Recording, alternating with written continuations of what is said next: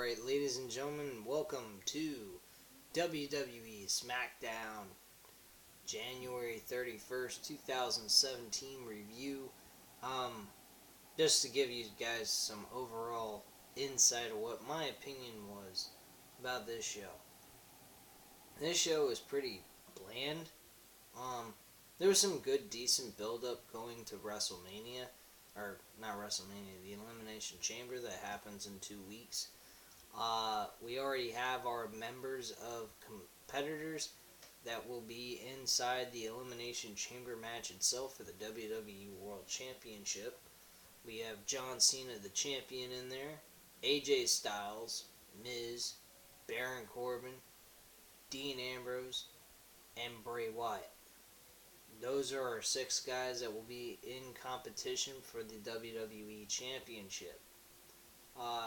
Tonight, we had John Cena come out, pretty much state that he is finally the champ once again for the 16th time in WWE, and pretty much was prepared and ready to go to war, stating that he's going to be set to, some people would say, hey champ, why don't you celebrate and enjoy your victory from, Sunday night at the Royal Rumble, and his attitude was basically, no man, I got a war to go into, an Elimination Chamber before I can even go to WrestleMania as the WWE World Champion.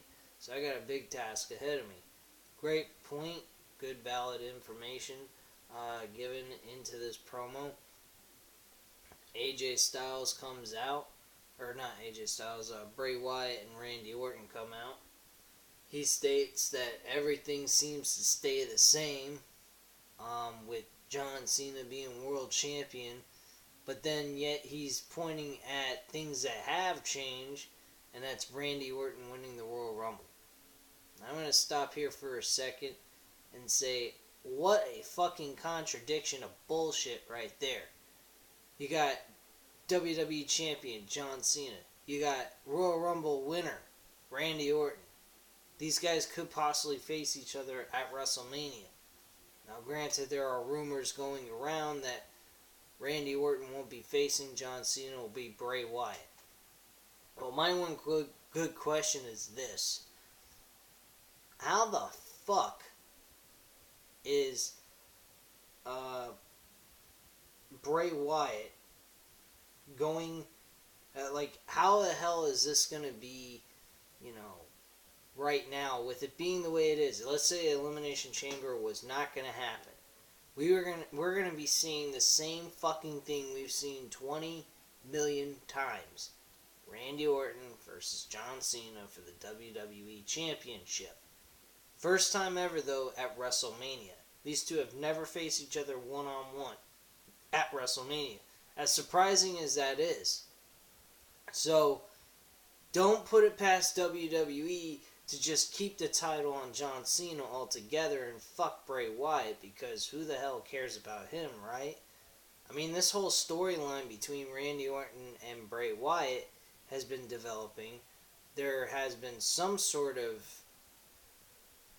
turmoil going on within the Wyatt family between Randy Orton and Luke Harper, as you will see as I go into this review.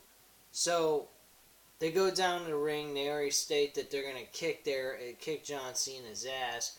Bray Wyatt states he's going to go ahead and win the Elimination Chamber match to be the new WWE Champion and go up against his brother, Randy Orton, for them to have control of the main event spot. So, they head to the ring. Luke Harper comes out of nowhere, appears in the middle of the ring after the lights went out and come back on. We get assigned a tag team match with Shane McMahon. So, Randy Orton and fucking Bray Wyatt get a shot in tag team action against John Cena and Luke Harper. Luke Harper, a bunch of times in this match, would not tag in when Bray Wyatt was in the ring, attacking John Cena, and only would come in the ring to face Randy Orton. As the match went on, the final nail in the coffin to put the finish to the match was Randy Orton hitting a RKO on John Cena.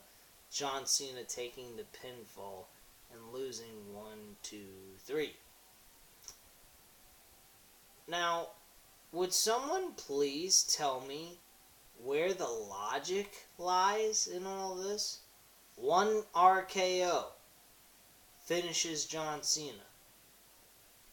AJ Styles goes in a match full of fucking finishers on AJ Styles. Nothing happens. John Cena kicks out of every fucking one of them. Now we'll go ahead, we'll go in reverse on this whole situation. Let's say Randy Orton hit a RKO on AJ Styles and got the 1, 2, 3 after one move. Doesn't that diminish the AA?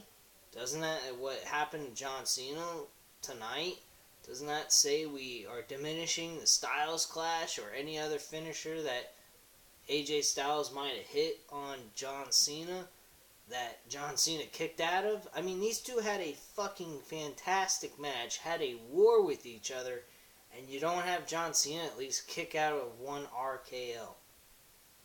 Wow. Couldn't you have Randy Orton hit an RKO on Luke Harper? It would have made a little bit more sense. Or have Bray Wyatt hit a fucking Sister Abigail on Luke Harper. At least have Luke Harper lose. Not John Cena. I mean, the guy fucking went ahead and went into war with AJ Styles and looked great, and so did AJ Styles look great in that match. So you're going to make him lose with one RKO. God help you guys. You guys are fucked up. You don't make any fucking sense. In this scenario, I can say. Really, it was a good match. It actually lasted almost 30 minutes. The match actually ended by 8:35, I believe. And it was pretty long. And not bad within itself.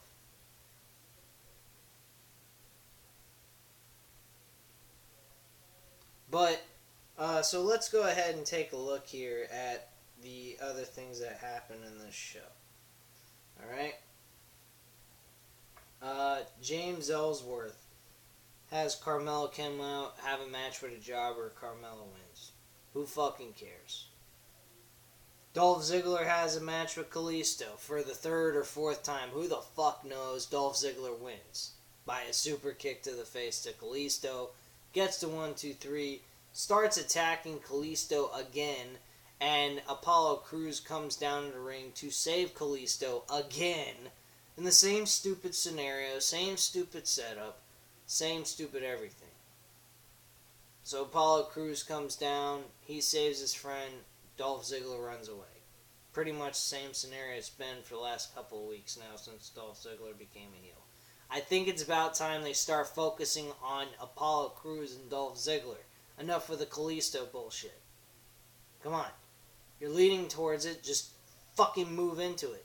And get it over with, would you? It's stupid. Same stupid thing over and over again. 3 weeks in a fucking row. Showing the same damn thing. Enough. Give us something different. You got the right build. You got Apollo Crews coming in saving Kalisto a couple of times. After the second match, that should have been about it.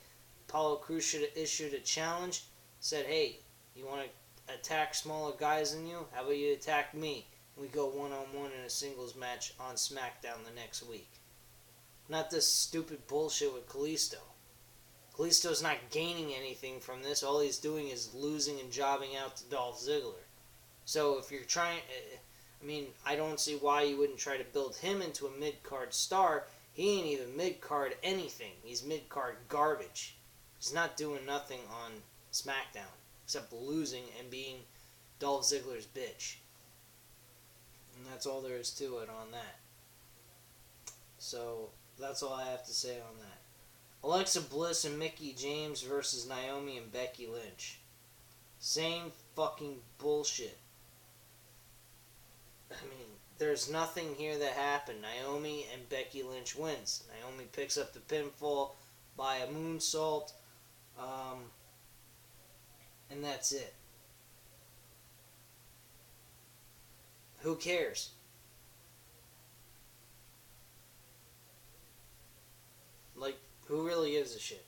Does anybody care? No. Match sucked. Nothing mattered. This show, then we had America Alpha come out to issue an open challenge, and all the tag teams came out, and there was a huge brawl. It was for a fucking tag team titles. It was a huge brawl. What did that do? Did it give anybody anything? Did it help out? Did it give us any kind of, excitement out of this match? I mean, there was nothing there. There was no titles on the line at all. A false advertisement, once again, by WWE. This was a fucking horrible SmackDown episode. Outside of a few things that went on, the beginning portion of the show was good, but truthfully, after that first part of with John Cena, Bray Wyatt, and Orton, the rest of it was just fucking shit. It was. The main event was good. I have to admit that. It was a decent match. Backstage, Daniel Bryan made Nikki Bella versus Natalya for the pay-per-view. Whoop-de-fucking-do. Alright, so we're going to finally see these two face each other at the pay-per-view. Alright. Great. Wonderful. Who cares? John Cena versus Randy Orton was also announced next week, so we're already getting a fucking possible opportunity to see this at WrestleMania, and we're getting it for free 2 months before the actual pay-per-view. Why? What do we care to see John Cena and Randy Orton go at it when Randy Orton's the Royal Rumble winner? John Cena is the champion who, if he retains the title, goes to WrestleMania to face the Royal Rumble winner. What the fuck do we gain out of watching this? Like, who cares? Who gives a shit? I really don't understand the logic behind these fucking people. It's downright insane.